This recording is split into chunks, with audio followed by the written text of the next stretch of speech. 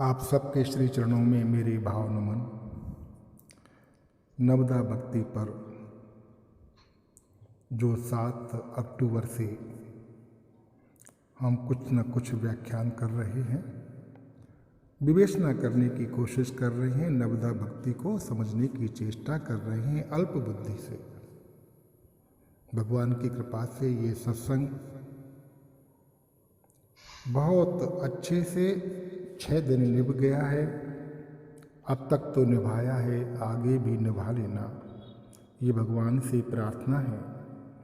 तो आज हम 7वें दिवस की चर्चा के लिए यहाँ पर आए हैं और उसमें इत्तेफाक से जो 7वीं सोपान है नवदा भक्ति का, उस पर चर्चा शुरू करेंगे। उसके पहले पूर्व में जैसे कि हम लोग हरि नाम कीर्तन करते हैं, थोड़ा सा हरि नाम कीर्तन करेंगे। श्री राम जय राम, जय जय राम। श्री राम जय राम, जय जय राम। श्री राम जय राम, जय जय राम। श्री राम जय राम, जय जय राम। थोड़ा सा प्रसंग का पाठ करेंगे और फिर बातचीत करेंगे। मंत्र जाप मम दृढ़ विश्वासा, पंचम भजन सुवेद प्रकाशा। छठदम शील विरत बहुकर्म, षठ समशील विरत बहुकर्म। निरत निरंतर सजन धर्म, सातम सम मोहि मैं जग देखा। मोते संत अधिक कर लेखा, आठम जथालाभ संतोषा। सपने हूँ नहीं देखहि पर दोषा। नवम सरल सब सन छलहीना, नवम सरल सब सन छलहीना। मम भरोसा हिय हर्ष न दीना। नवमहु एकहु जिनके होई, नारी पुरुष सचराचर कोई।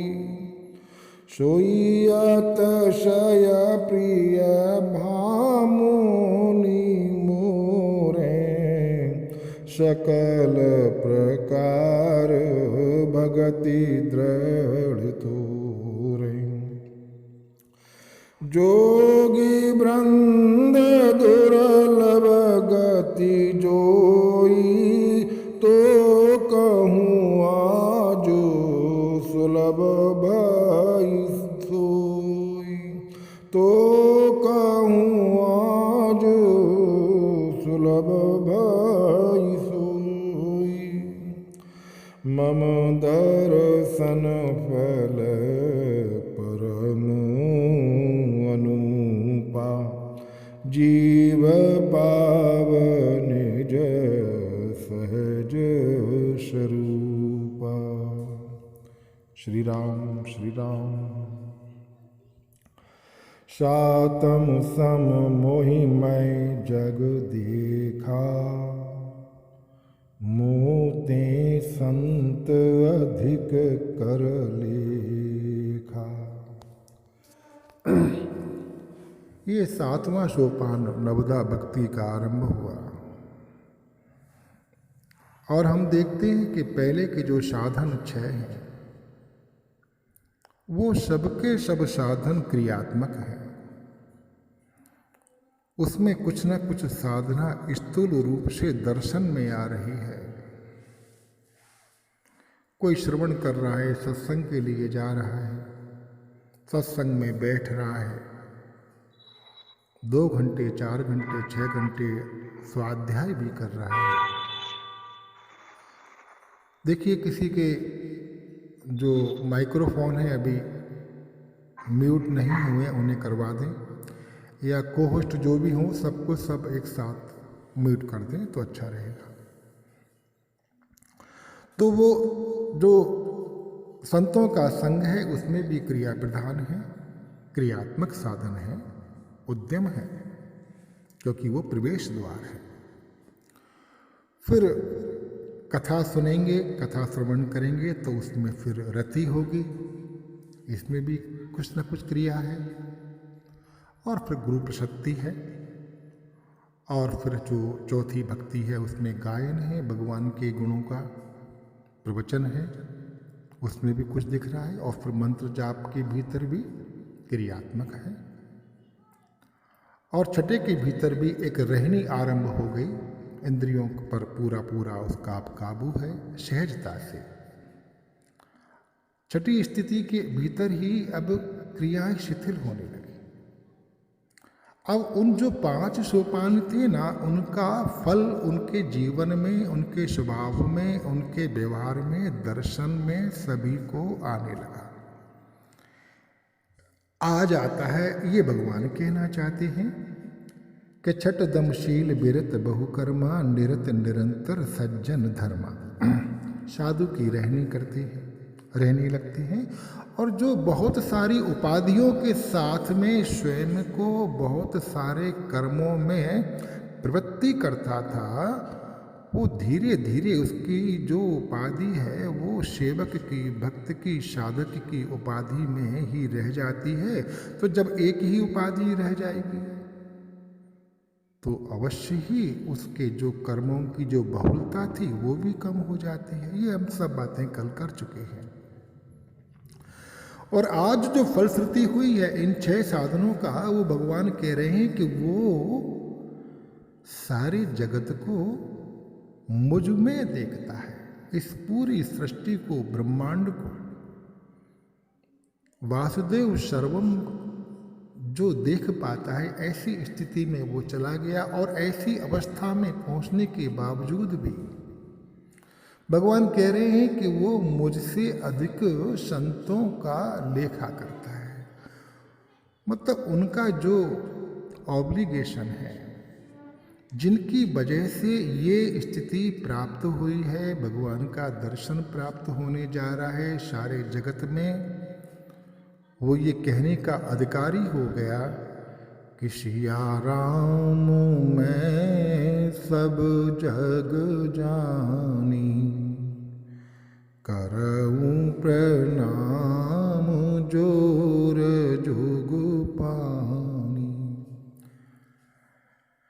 ये उपलब्धि है, ये क्रियात्मक नहीं है।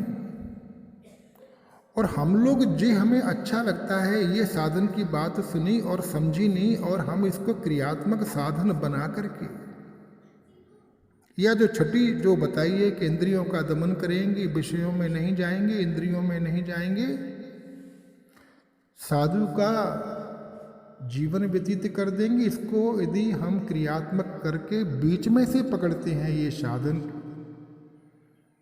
तो भगवान आगे पीछे जा कर के इसकी निंदा करेंगे। हम सोचते हैं कि सत्संग नहीं करना पड़े, संतों का संग नहीं करना पड़े, भगवत नाम का आराधन नहीं करना पड़े, जप नहीं करना पड़े, गुरु प्रशक्ति नहीं करनी पड़े, गायन नहीं करना पड़े, भगवान की कथा में प्रेम हो ना हो, रति हो ना हो, कोई बात नहीं है। हमें ये बात समझ में आ गया कि वासुदेव सर्वम जो है उत्तम से उत्तम अवस्था है। इसी के लिए हम कोशिश करते हैं प्रयास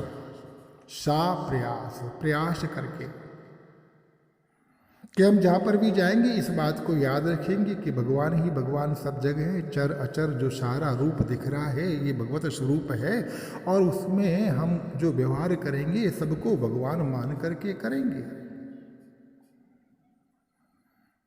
हम सब ने ऐसे प्रयास अनेक बार सत्संग छोटा मोटा सुन करके किए होंगे,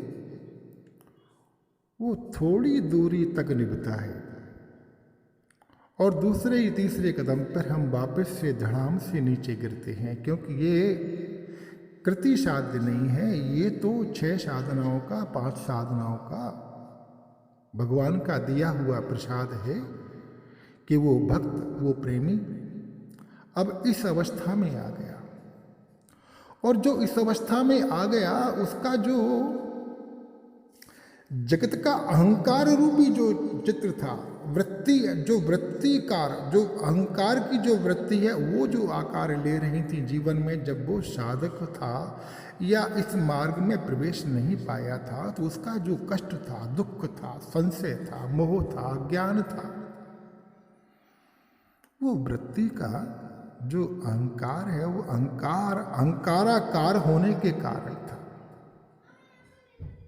और उस अहंकार का जो मुख्य सपोर्टिंग एलिमेंट है that is known as a ममत्व।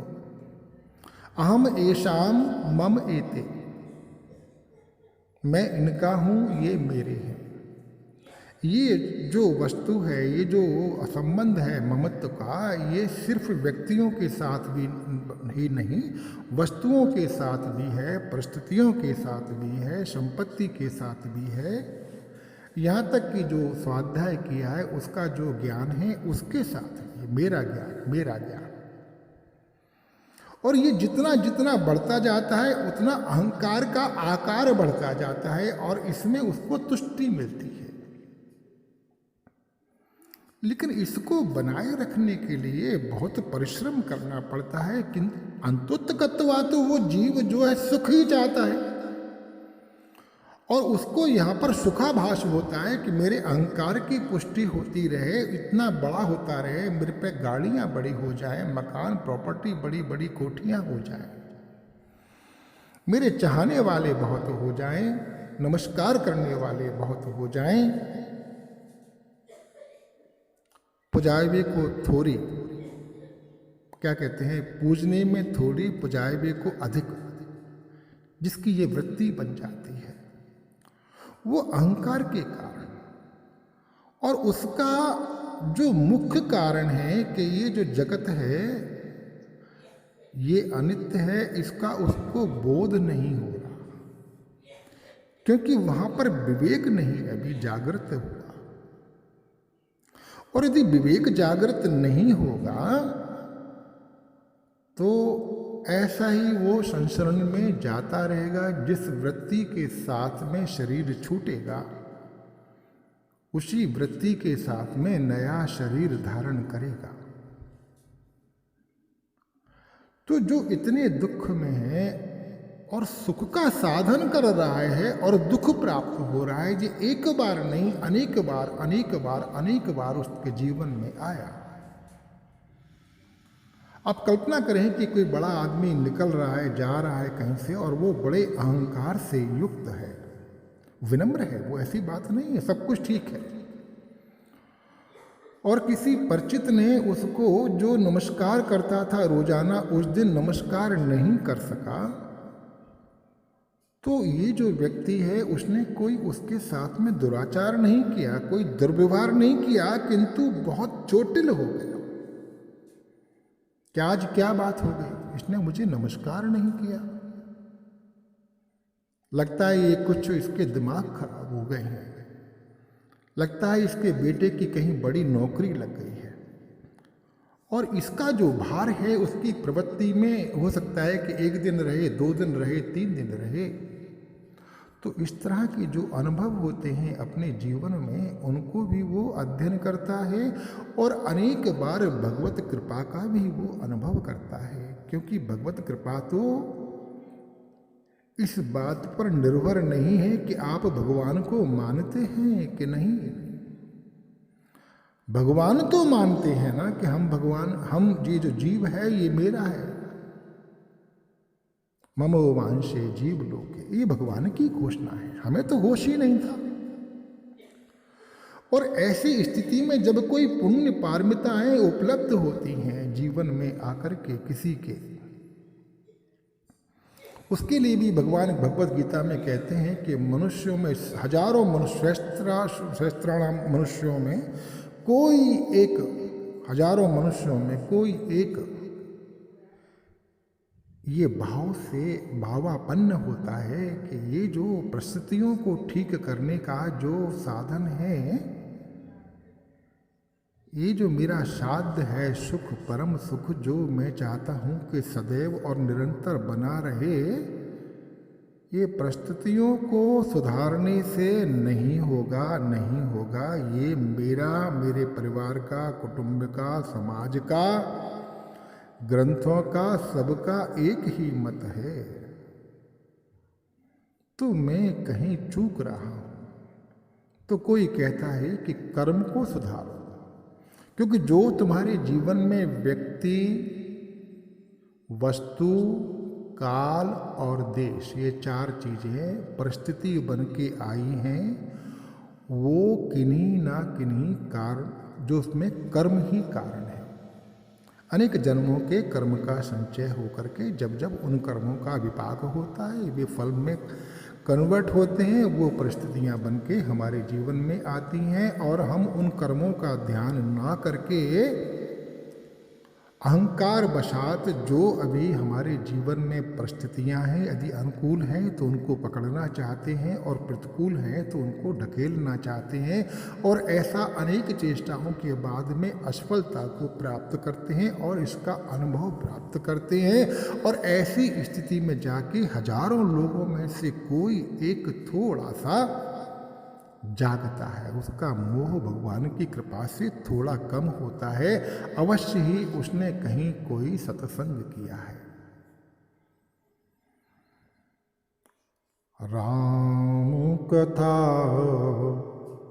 राम कथा और सत्संग के बिना ये मोह नहीं टूटता।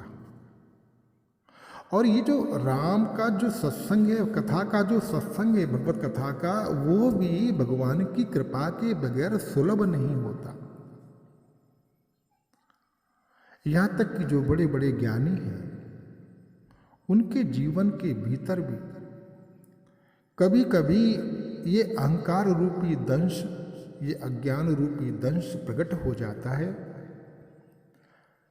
और उनका जो सदकर्म होता है उस समय, है तो वो ज्ञानी, लेकिन सदकर्म हुआ और सदकर्म के कारण जरा सा भी ये भार उनके ऊपर आ गया कि ये सदकर्म मैंने किया है, भगवान की कृपा से नहीं हुआ है, मैंने किया है, इसको आते ही अहंकार का प्रवेश हो गया। और ऐसी स्थिति में यदि हम थोड़ा सा गरुण जी की चर्चा करें, गरुण जी भगवान के नागपाश को काटने के लिए समर में लंका में गए, नारद जी के आह्वान पर भगवान के नागपाश काट दिए, और काटते ही काटते में जो उन्होंने श्रवण किया था उसके आधार पर अटकलें लगाईं कि जिनका नाम स्मरण करने से जीव भव के बंधन को काट लेता है, कट जाते हैं उसके। और यहाँ पर मैं उन्हीं भगवान के भवबंध जो नागपाश है उसको काटने के लिए मैं आया हूँ। ये सत्कर्म हुआ, लेकिन इसके भीतर जो अहंकार हो रहा है उससे उसको मोह हो रहा है, ज्ञान पैदा हो गया। अहंकार आते ही अज्ञान हो गया, मोह हो गया। मोह की जो निष्पत्ति है वो शोक में कन्वर्ट होती है। यदि मोह हुआ है तो शोक होगा ही। और इस शोक के निवारण के लिए गरुण जी के जितने पुण्य थे उसने उन्हें इतना स्मरण करा दिया कि मुझे इस व्याधि का यदि कहीं से कुछ औषधि मिल सकती है तो मुझे अपने गुरु की शरण में जाना चाहिए। भक्ति के आचार्य परमाचार्य नारद जी हैं। वो सीधा नारद जी की शरण में जाता है और वहाँ पर अपनी जो व्याधि है उसके लक्षण नारद जी के सामने रखता है। नारद जी भुक्तभोगी भी हैं और आचार्य भी है, गुरु भी है। वो बिल्कुल सब कुछ जैसे हथेली पे बेर रखा हो ऐसे सब कुछ जानते हैं। उपचार आरंभ करते हैं किंतु स्वयं कोई उपदेश नहीं करते, स्वयं कोई औषधि नहीं देते। वो गरुड़ जी को कहाँ भेजते हैं कि आप सीधे ब्रह्मा जी के पास जाओ और उसके अलावा कहीं मत जाना, जैसा वो कहे वैसी औषधि लेना और तुम्हारा ये रोग चला जाएगा। यहाँ पर थोड़ी सी ब्रह्मा जी की बात को हम करना चाहेंगे कि ब्रह्मा जी का जब जिक्र आता है तो ये कहीं ना कहीं से ब्रह्मांड के रचयिता है। तो जब व्यक्ति अपने कल्याण की इच्छा से सदगुरु की शरण में जाता है तो सदगुरु ये इशारा करते हैं कि ऐसे जीव के कल्याण के लिए गुरु तो तत्पर है ही, वो तो गुरु आते ही इसलिए हैं कि जीव का कल्याण हो सके। ये तो नित्य मुक्त महापुरुष हैं। वो ये भी कहना चाहते हैं कि ये जो पूरा ब्रह्मांड है वो भी तुम्हें सहयोग करेगा। ब्रह्मा जी के पास गए और ब्रह्मा जी के जाने के पास में जो स्थितियां हुई उसमें ये बात देखने की है कि कैसे ब्रह्मा जी सतगुरु और भगवान शिव मिलकर के सर्वप्रथम उन्हें संत का संग प्रदान कराते हैं, सत्संग प्रदान कराते हैं। तो उसकी कुछ चौपाइयों का हम जरा सा वाचन कर लेते हैं, उसके बाद में फिर आगे चलेंगे। बैनते शंकर पहि जाहु, तात अनत पूछहु जन काहू। तय हो यही तब संशय हानि, चलेऊ विहंग सुनत विधि बानी। बेनते गरुण जी, आप सीधे शंकर जी के पास जाइए, ये ब्रह्मा जी कह रहे हैं, और किसी से मत पूछना। वहाँ पर जाओ और तुम्हारा जो संशय है, जो शोक है, उसकी हानि होगी, वो नष्ट होगा। तो विहंगपति जो गरुड़ जी हैं चल दिए। पर अब भगवान शिव के पास आए। अब भगवान जी उमा जी से कह रहे हैं कि ऐसा जो पेशेंट उनके पास में आया, भव रोग से, संशय से, भ्रम से भरा हुआ, गरुड़ जी उनके पास आए तो क्या हुआ? परमातुर विहंगपति आयऊ तब मोह पास, जात रहूं कुबेर ग्रह, रहू उमा कैलाश। तेहि मम पद सादर शिरुनावा, पुनियापन संदेह सुनावा। सुनीता कर बिनती मृदुबानी,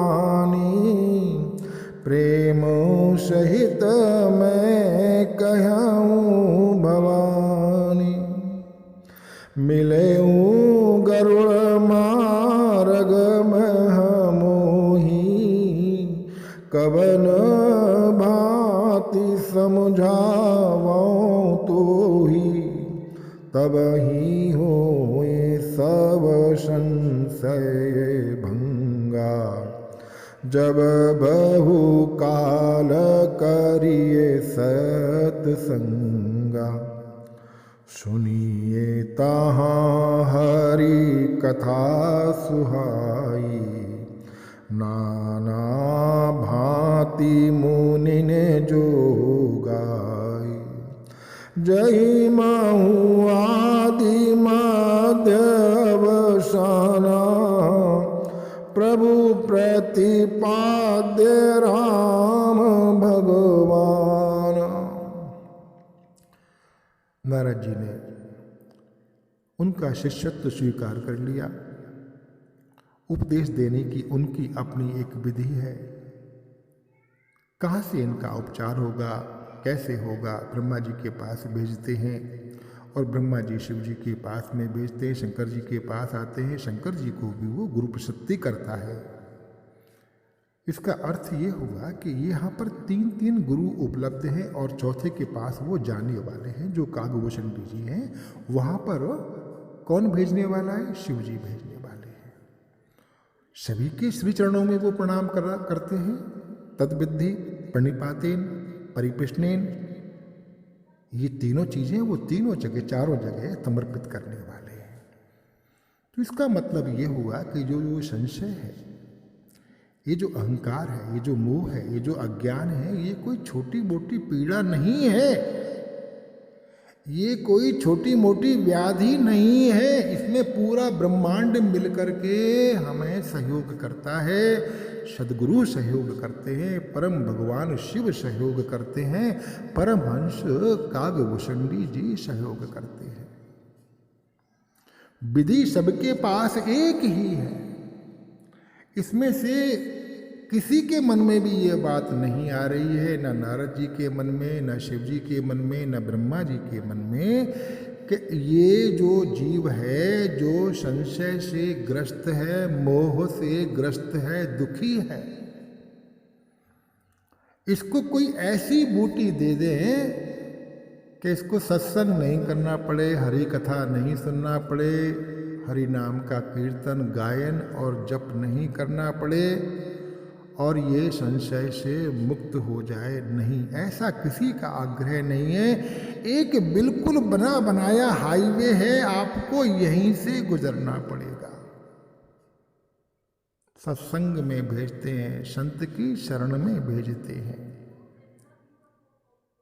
ये सब गुरु कृपा है। और ये सब कौन कर रहा है? ये सबके भीतर चाहे नारद जी हो, चाहे शिव जी हो, चाहे ब्रह्मा जी हो, ये सबके सब जो हैं लीला कर चुके हैं कि उन्हें भी मोह का ये दंश चुभ चुका है।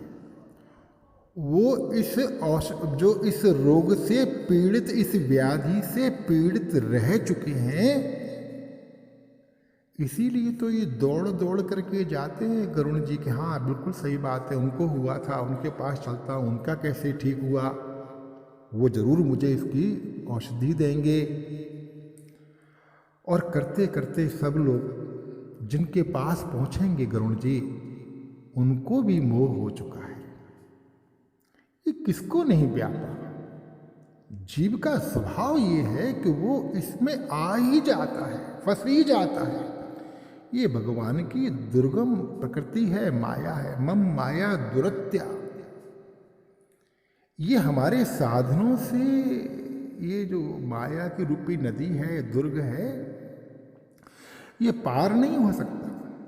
ये भगवान की कृपा से पार होगी। और भगवान की कृपा कब होती है, भगवान कब द्रवित होते हैं, इसको प्राप्त करने के लिए, भगवान की जो प्रेमा भक्ति है प्राप्त करने के लिए, ये नवदा भक्ति का उपदेश भगवान यहाँ कर रहे हैं। तो गरुड़ जी जो हैं कहाँ भेजे जा रहे हैं? कागभूषण जी के पास। और क्या कह रहे हैं कि मिलेहु गरुण मार्ग मह मोही, कवन भांति समझावऊं तो ही, तवई होए सब संशय भंगा, जब बहु काल करिए सत्संगा।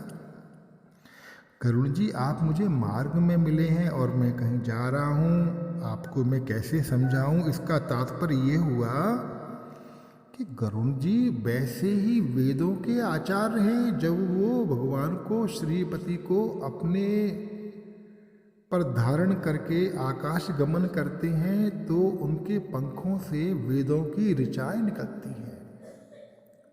तो जो व्यक्ति जानकार है, जो वेद पाठी है, जो उपनिषदों का ज्ञाता है, उसके पास में बहुत सारा ज्ञान तो है ही, तो ये बीच मार्ग हो गया। वो अपनी भी बात कहेगा तो जो गुरु प्रशक्ति है वो पूरी तरह से नहीं होगी। ये शिव जी जानते हैं कि ये कोई ऐसा नादान व्यक्ति नहीं है जो उसको मैं कहूँ और वो ऐसा का ऐसा ही मान ले। ये मुझसे अवश्य ही थोड़ा बहुत तर्क वितर्क करेंगे और उससे जरा दिक्कत होगी, क्योंकि अहंकार आ चुका है। तो वो उन्हें कहाँ भेजते हैं और कहते हैं कि भैया ये जो व्याधि है ये जरा बड़ी व्याधि है, ये रोग जरा बड़ा है, इसका जो निदान एक ही है कि जब बहुकाल करिए सत्संग, जब बहुत काल तक सत्संग करेंगे। तो मतलब यदि ये जो रोग है ये पुरातन है, जाने कितने जन्म पूर्व इस जीवन के भीतर आया है, क्योंकि इस देह की यात्रा का ये रोग नहीं है, ये तो जीवन की यात्रा में जाने कब लग गया। तो इतने काल पुराना ये रोग है, तो इसको मिटाने के लिए, इसको नष्ट करने के लिए थोड़ा सत्संग बहुकाल तक करना होगा। ये जो मल है उसको ठीक से धोवन करने के लिए, वॉश आउट करने के लिए ये मधुर जल की वर्षा आपके ऊपर निरंतर होनी चाहिए, जो सत्संग से प्राप्त होता है। तो कहाँ भेजते हैं वो? काकभूषण जी के पास में। और वहाँ पर क्या होता है? नित हरि कथा हो तो जहे भाई, पठवाऊँ तहाँ सुनऊँ तुम जाई, जाइए सुनत सकल संदेहा, राम चरण हो यही अति नेहा। और भगवान वहाँ पर जाइए, भगवान की वहाँ पर कथा होती है, बहुत प्रेम से नित्य होती है, तुम्हारा संदेह चला जाएगा। और बिनु सत्संग ना हरि कथा, तेहि बिनु मोह न भाग, और मोह गए बिनु राम पद, होई ना दृढ़ अनुराग। ये जो सत्संग है ना, हरि चर्चा है ना, ये पहले सिर्फ मोह का निवारण करेगा, क्योंकि इस सत्संग से ही, हरि कथा से ही नित्य अनित्य का विवेक मिलेगा। तो जब व्यक्ति को पता पड़ जाएगा कि मेरे गले में जिसको मैंने माला समझ के संजोया हुआ है और मैं होशा फूला बैठा हूँ, वो सर्प है, जब ये जान ही लेगा तो उसको फिर कौन सी विधि चाहिए? किससे पूछने जाएगा कि मेरे गले में लटके हुए सर्प को मैं अपने से अलग कैसे करूं? एक सेकंड में छिटक देगा, एक सेकंड में वो सारा का सारा जिसको उसने संजोया हुआ था माला समझ के, पुष्पहार समझ करके, वो सर्प को एक सेकंड में छिटक देगा, किसी को पूछने नहीं जाएगा। ये विवेक की निष्पत्ति है, ये विवेक की फलश्रुति है। और ये विवेक कहाँ मिलेगा? बिनु सत्संग न हरि कथा, तही बिनु मोह न भाग, और मोह गए बिन राम पद होय न दृढ़ अनुराग। और जब तक ये विवेक नहीं आएगा तो ये मोह नहीं जाएगा, और मोह जाने के लिए सत्संग चाहिए। और जब इतना हो जाएगा तब राम के पद में अनुराग होगा, प्रेमा भक्ति मिलना आरंभ होगी, वहाँ से यात्रा आगे चलेगी। मिलही ना रघुपति बिनु अनुरागा, किए जोग तप ज्ञान विरागा। अब वो एक बात और कह रहे हैं कि रघुपति का जो अनुराग है, भगवान का जो प्रीति है, जो अनुराग है, ये जो भक्ति महारानी है, यदि तुम चाहो कि सीधे सीधे अपना कोई मैं योग कर लूँगा, कोई तपस्या करके बैठ जाऊँगा, या वेदांत का सीधा अध्ययन करने लगूँगा, ब्रह्माकार वृत्ति ले जाऊंगा सीधा।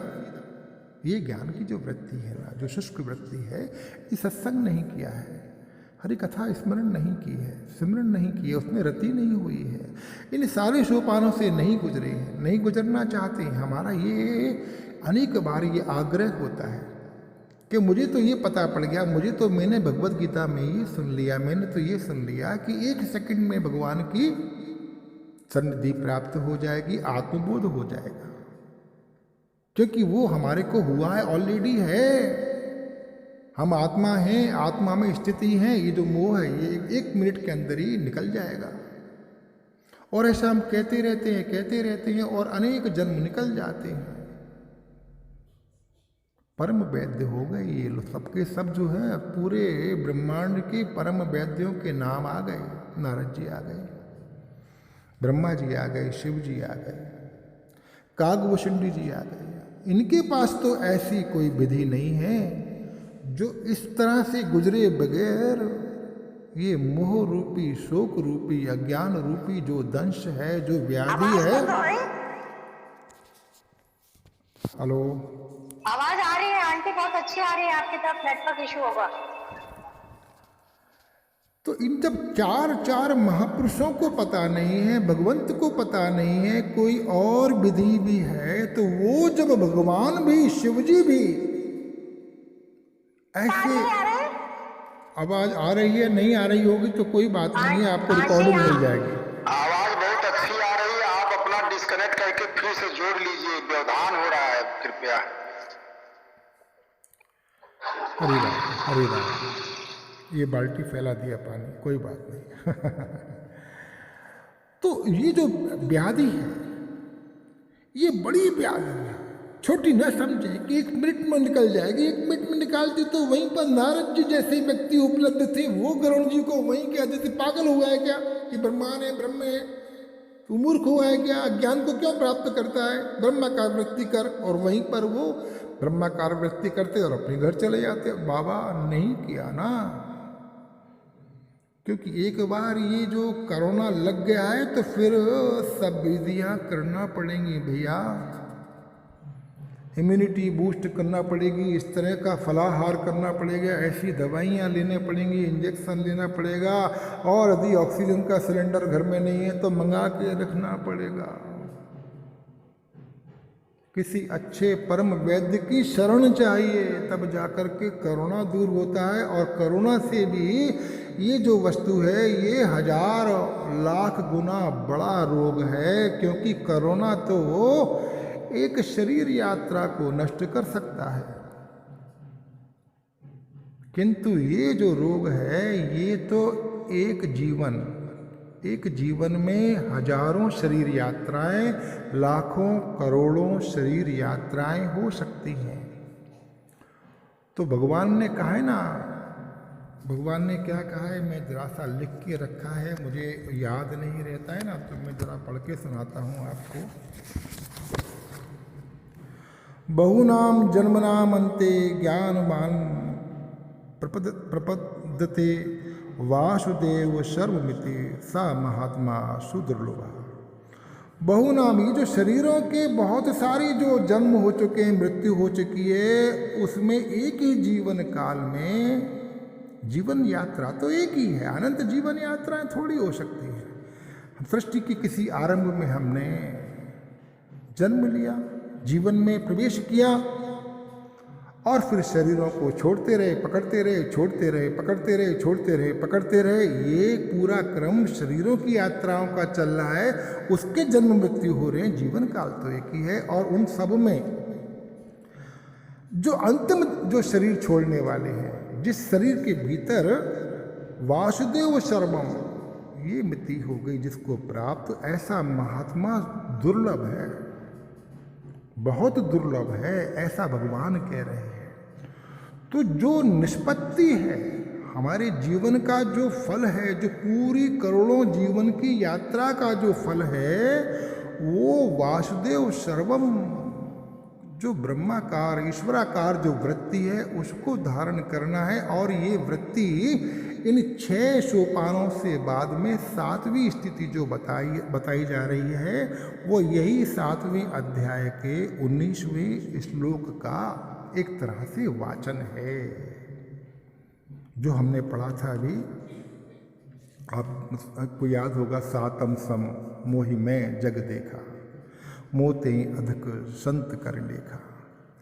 अब संत कर लेखा क्योंकि जब गरुण जी को ये जो मोह नष्ट होगा, अज्ञान पूरा नष्ट होगा, ईश्वराकार वृत्ति प्राप्त होगी, तो क्या वो कागभूषणी जी के प्रति, भगवान शिव के प्रति, ब्रह्मा जी के प्रति, नारद जी के प्रति कुछ भी अवहेलना का भाव ले सकते हैं क्या? इन संतों के कारण ही ये स्थिति उन्हें प्राप्त हुई है, इसलिए वो उनको बहुत बार बार स्मरण करेंगे। गुरु गोविंद दो खड़े काके लागू पाऊं, बलिहारी गुरु आपकी जो गोविंद दियो मिलाए। ये जो हमारे भीतर जो क्या कहना चाहिए कि जो मुझे प्राप्त हुआ है संतो, ये आपकी कृपा से प्राप्त हुआ है। ये एक मुख्य बात हम यहाँ पर धारण करके रखें कि भगवान तो ये भी कहेंगे कि ऐसे संतों के लिए ही मैं प्रकट होता हूँ, अवतार ग्रहण करता हूँ और कोई कारण नहीं होता है। शायद ये सुंदरकांड के भीतर ये बात आएगी और सुंदरकांड पर भी मैंने थोड़ा सा चिन्ह लगा के रखा हुआ है, उसको भी समझें कि जो ऐसी स्थिति के भीतर आते हैं उनकी स्थिति क्या होती है।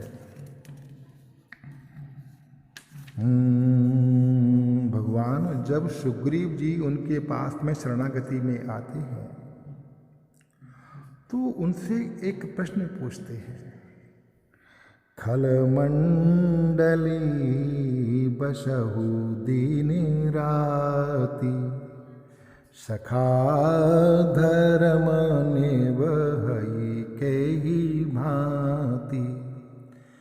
मैं जानऊं तुम्हार सब रीति, अति नयन पुन ना भाव अनीति।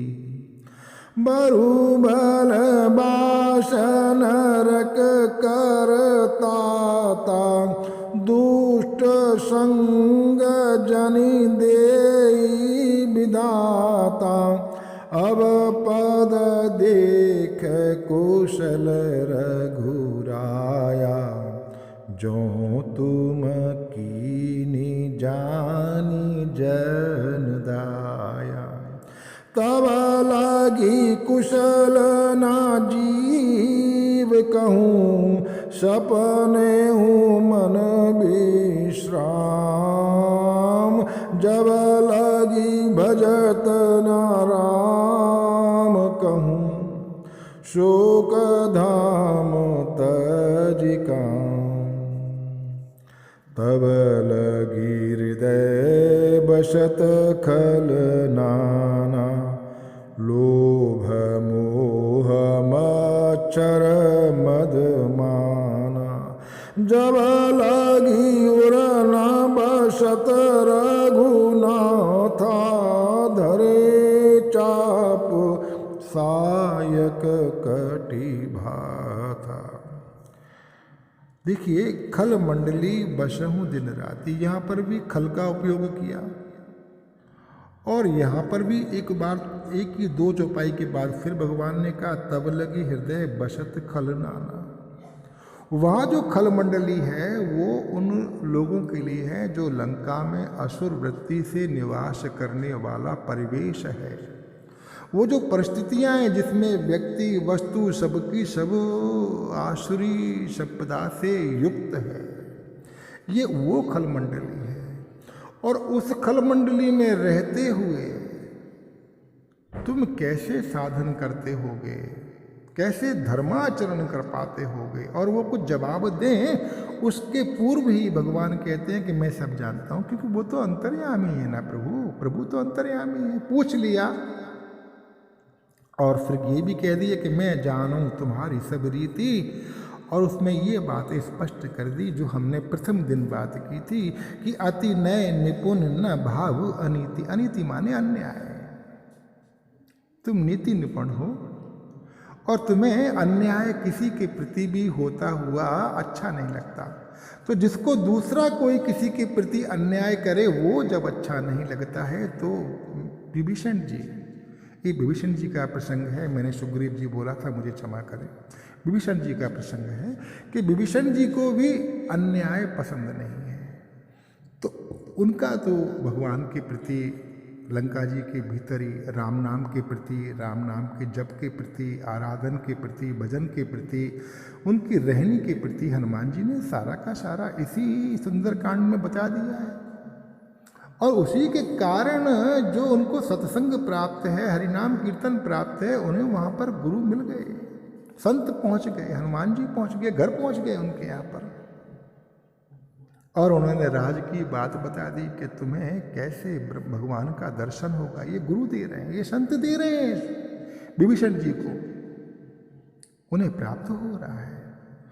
तो उसमें वो कह रहे हैं कि जब तक जीव के मन में क्या रहता है, तब लगी कुशल न जीव कहूँ, सपने हूँ मन विश्राम, जब लगी भजत न राम कहूँ, शोक धाम तज काम। ये जो काम है ना, ये जो विषय का आकर्षण है, जब तक हृदय में रहता है, मतलब अहंकार वृत्ति रहती है, ईश्वराकार वृत्ति नहीं होती है, तो ये पूरे के पूरे जो खल हैं, लोभ है, मोह है, मत्सर है, मद है, मान है, ये सब के सब रहते हैं। इन सब का नाश कैसे होता है?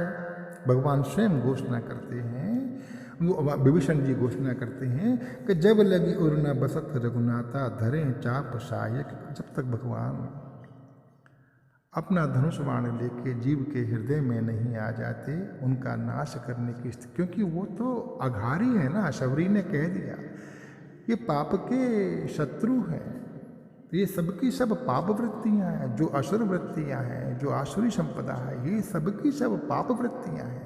और ये सबकी सब जो आसुरी संपदा है, ये होती ही अहंकार वृत्ति के कारण है, उस प्रवृत्ति के कारण है जो अहंकार को धारण करके, वो अहंकार रूपी वृत्ति को धारण करके जो हम प्रवृत्ति करते हैं, उस प्रवृत्ति के भीतर ममत्व करते हैं मोह के कारण। मोह होता ही अज्ञान के कारण है। अध्यास हो जाता है उस मोह का, अन्न में अन्न की प्रतीति होने लगती है कि यही मंगलकारी है, इसी से मुझे सुख मिलेगा, यहीं पर सुख है, चाहे पूरा जीवन चला जाए। सब कुछ दिख रहा है कि मैं बिल्कुल अभी मरणापन्न हुए जा रहा हूँ, मुझे शरणापन्न क्यों नहीं हो पा रहा हूँ, मैं बिल्कुल क्या कहते हैं मृत्यु को प्राप्त करने जा रहा हूँ, फिर भी वो परिस्थिति को सुधारने में लगा हुआ है। और यहाँ पर इतने इतने बड़े वैद्य कह रहे हैं, चिल्ला चिल्ला के कह रहे हैं, और हम समझ ही नहीं रहे, हम समझ ही नहीं रहे। हम अपना मनमुखी भाव को ही प्रशंसा दे रहे हैं, उसी को अध्यास दे रहे हैं, उसी को पुष्ट कर रहे हैं। गुरुमुख को हम नहीं अपना रहे, ये हमारे दुख का कारण है। ये इसकी जो निरंतरता है अज्ञान की, उसका कारण है। तो ये कब मिलेगा? भगवान को कब हृदय में आएंगे? यही जो चारों चीज़ें, तीनों चीज़ें, जो भक्तियाँ हैं, तो पहले कुछ भक्तियाँ, जो पहले कुछ सोपान हैं वो कृति साध्य हैं, और बाद के सब जो आगे आगे फलित हो रहे हैं, ये सातवीं भी जो स्थिति है वो 6 साधनाओं की फलश्रुति है कि ऐसे स्वभाव में व्यक्ति पहुँच गया जहाँ पर सिया राम में सब जग जाने। ये बहुत बड़ी बात है, ये बहुत सूक्ष्म है, ये बड़ी उत्तम से उत्तम व्यवस्था है। वो पहले ईश्वर का, पहले देखिएगा हमारी क्या होती है, जब हम किसी चीज़ में नहीं प्रवेश करते हैं, किसी भक्ति में, किसी सत्संग में, तो हमारी अहंकार वृत्ति होती है, फिर धर्म वृत्ति होती है, उसके बाद में थोड़ी सी ईश्वराकार वृत्ति होती है, और उसका फल होता है आत्मवृत्ति। तो जब हम अहंकार वृत्ति में रहते हैं तो हम जो भी व्यवहार करते हैं किसी के साथ भी, और उसका जो हमें दंश मिलता है, यदि किसी ने हमारे साथ में दुर्व्यवहार किया तो उसका जो दुर्व्यवहार है हमारे अंदर अहंकार होने के कारण हमें बहुत दुख देगा।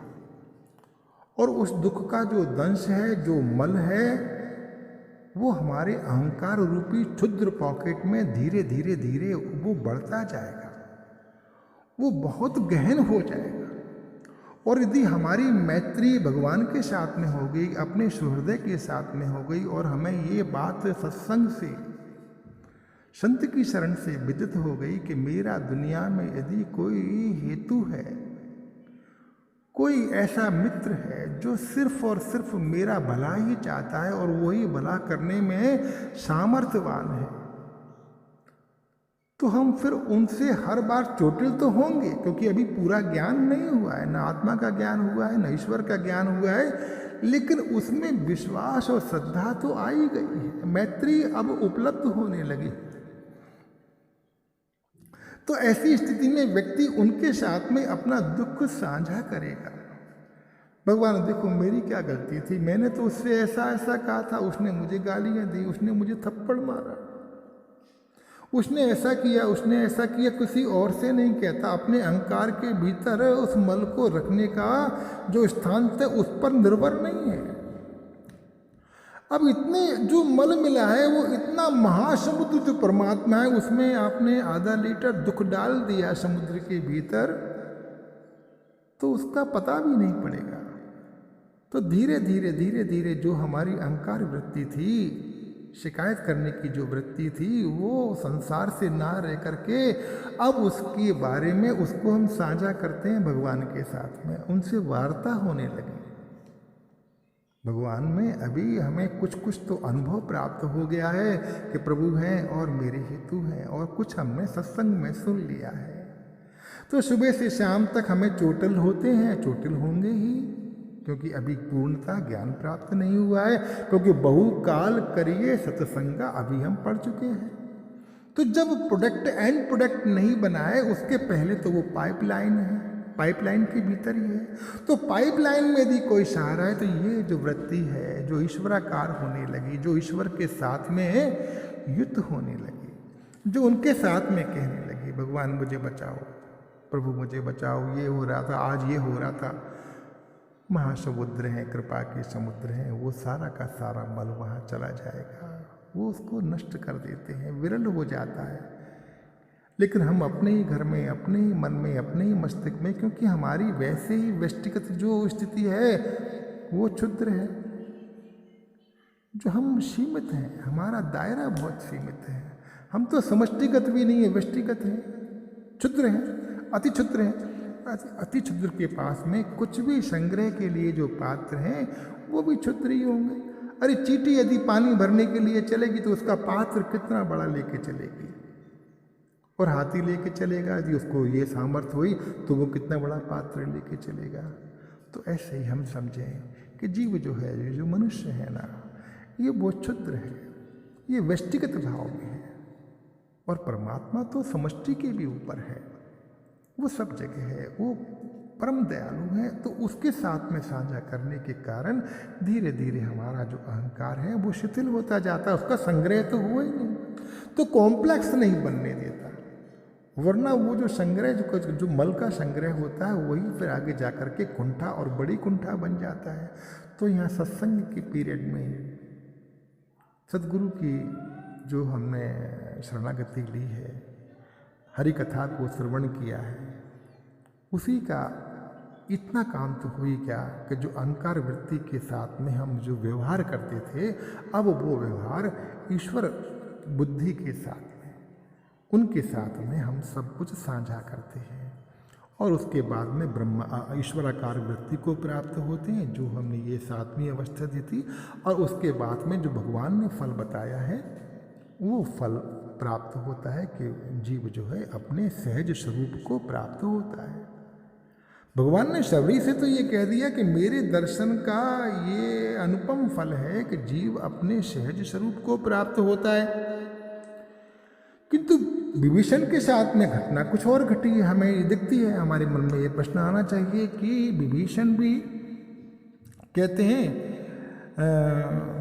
सुनत विभीषण प्रभु के बानी, नहीं अघात श्रवणा मत जानी, पद अम्बुज गह बारहि बारा, हृदय समात न प्रेम अपारा, सुनहु देव सचराचर स्वामी, प्रणत पाल और अंतर जामी, और कछु प्रथम वासना रही, प्रभु पद प्रीत सरित सो बही। प्रभु मेरे मन में पहले कुछ वासना थी, लेकिन आपके चरण कमलों का दर्शन करके उनकी प्रीति में वो बह गई।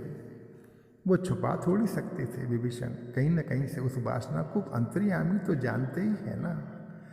कैसे आकर के अपनी स्थिति के बारे में विभीषण ने निवेदन किया, वो सब हम इसमें सुंदरकांड में पढ़ सकते हैं। अब वो उनकी स्थिति रही हो नहीं रही हो, लेकिन एक जीव जब विराट के सम्मुख खड़ा होकर के उनकी स्तुति करता है, तो उस स्थिति में अपनी दीनता की स्थिति को भी तो रखना होता है। वो विभीषण ने पूरी स्थितियां रखी। तो भगवान कह रहे हैं, यद्यपि सखा तब इच्छा नाही, मोर दरसु अमोघ जगमाही। यहाँ पर भी वही बात कह रहे हैं, लेकिन क्या करें कि जैसे ये तो कह दिया, अस कहें राम तिलक तही सारा, सुमन भ्रष्ट नव भई अपारा। प्रभु उनको जो कल्याण करेंगे, जो उनके स्वरूप का अनुभव कराएंगे, वो तो भगवान के दर्शन का फल है ही, किंतु जो हल्का सा हिंट्स दिया था ना, और भगवान को तो पता ही था, भगवान चाहते थे कि सत्य भाषण हो रहा है कि नहीं हो रहा। क्योंकि जब वो आए थे विभीषण भगवान की शरणागति में, तो भगवान तो जब वहाँ से चले और यहाँ तक आए, क्या वो भगवान के बगैर आ सकते थे क्या? अपने सुहृदय के बगैर, अंतर्यामी के बगैर जीव एक पल भी रह सकता है क्या? ये संभव नहीं है। भगवान तो जानते थे, लेकिन जब यही बात विभीषण ने कह दी कि प्रथम कुछ वासना थी प्रभु, लेकिन अब आपको देख लिया, आपकी शरणागति प्राप्त कर ली, आपकी प्रीति मिल गई, तो वो सब नष्ट हो गई, खत्म हो गई, वो बह गई। अब भगवान ने कहा अभी बही नहीं है, मुझे पता है कि उसकी लकीर अभी मन में कहीं ना कहीं है। लंकापति होने की बात कहीं मन में विभीषण जी के रही होगी, कहीं बताया नहीं, लेकिन रही होगी अवश्य। और भगवान ने वहीं पर उनको तिलक सार दिया। तो ये बात हम समझें। दूसरे और संतों की बात सुने, वही जो अपने जो ये दूसरी जो अर्धाली है ना, सातवीं भक्ति का, कि मोई मैं सम देखे, और जो संत के प्रति जो निवेदन बता रहे हैं, संत का ऐसा चरित्र है। गरुड़ जी को देखिए, लोमस ऋषि जी मिले और लोमस ऋषि ने उन्हें वेदांत का ज्ञान देना शुरू किया, निर्गुण का ज्ञान देना शुरू किया, और ये सगुण भक्ति के उपासक हैं, भगवान के प्रीति के उपासक हैं, भगवान के श्री चरणों के प्रेमी हैं। बात समझ में नहीं आती, लोमस ऋषि को क्रोध आ जाता है, उन्हें श्राप दे देते हैं। श्राप देते हैं तो ये क्या करते हैं, भाई श्राप देंगे, क्या कर दिया, अच्छे भले मनुष्य को कौआ बना दिया, चांडाल पक्षी, छोटा मोटा कोई और हंस बना देते, चलो भाई चलता। पक्षियों में भी जो चांडाल है वो बना दिया, शूद्र चंडाल, क्या, कौआ। तो मन में बड़ी खीज आना चाहिए। लेकिन जब ये ऐसी स्थिति में व्यक्ति पहुंचता है, इस भावनापन्न होता है व्यक्ति, ईश्वराकार वृत्ति में होता है, तो उसको लगता है कि जो मेरे साथ में हो रहा है, जो भी कुछ हो रहा है, वो भगवान की अहेतुक कृपा ही है। तो फिर वो क्या करते हैं, लीनी शाप में शीश चढ़ाई, नहीं कछु भय ना दीनताई। और फिर क्या कहते हैं, तुरत भयऊ में काग, तब पुनि पुनि पद सिर नाई। और एक कौआ बना दिया जिन्होंने उनके प्रति कोई क्षोभ नहीं आया, कोई भय नहीं आया, कोई दीनता नहीं आई, तुरंत कौआ हो गया। लेकिन लोमस ऋषि के चरणों में बार बार नमन करते हैं। क्यों? कि वो तो उस वृत्ति में है ना, कि सब कुछ परमात्मा ही, वासुदेव सर्व में। लोमस ऋषि जी कर रहे हैं, भगवान करा रहे हैं, जो भी ये भगवान ही है जे। तो जो इन्होंने किया, कौआ बनाया, इसके पीछे मेरा कुछ हेतु रहा होगा, कुछ हित रहा होगा। तो भगवान शिव कह रहे हैं उमा जी से, उमा जे राम चरण रत, विगत काम मद क्रोध, निज प्रभु मैं देखहीं, जगत कही सन करही विरोध। उमा जी जो भगवान के श्री चरणों में रत रहते हैं, युक्त रहते हैं, योगा युक्त होते हैं, जिनके अंदर कोई काम मद और क्रोध नहीं होता, क्योंकि वो तो नरक के पंथ है ना, जो विगत हैं, विरक्त हैं उससे, वो जो सारे संसार को निज प्रभु में देखते हैं, तो फिर विरोध भी किससे करेंगे। सब जगह परमात्मा ही परमात्मा, चर और अचर दोनों ही परमात्मा ही परमात्मा है, ब्रह्म ही ब्रह्म है, ईश्वर ही ईश्वर है, मेरे स्वामी ही स्वामी है। तो फिर जो भाव है वो आनंद का ही होगा। किसी ने प्रसाद दिया तो भी प्रसन्न है कि परमात्मा ने मुझे इमरती दी, लड्डू दिए, भगवान की बड़ी कृपा है। किसी ने गाली दे दी, अरे वाह भगवान की अवश्य ही कोई कृपा होगी, गाली दे रहे हैं, प्रभु आपकी इच्छा। जो आप देना चाहें, जो आप करना चाहें, वो फिर राजी हो जाता है। ऐसी वृत्ति के बाद में ही जीव जो है ये ईश्वराकार व्यक्ति के बाद में, वासुदेव सर्वम के बाद में ही अपने स्वरूप को प्राप्त कर लेता है, और वो अंतिम अवस्था है, और वो इस संसार से मुक्त हो जाता है। हरि शरणम हरि शरणम हरि शरणम हरि शरणम हरि शरणम हरि शरणम। जय श्री राम। सबको प्रणाम, सबको प्रणाम, सबको प्रणाम।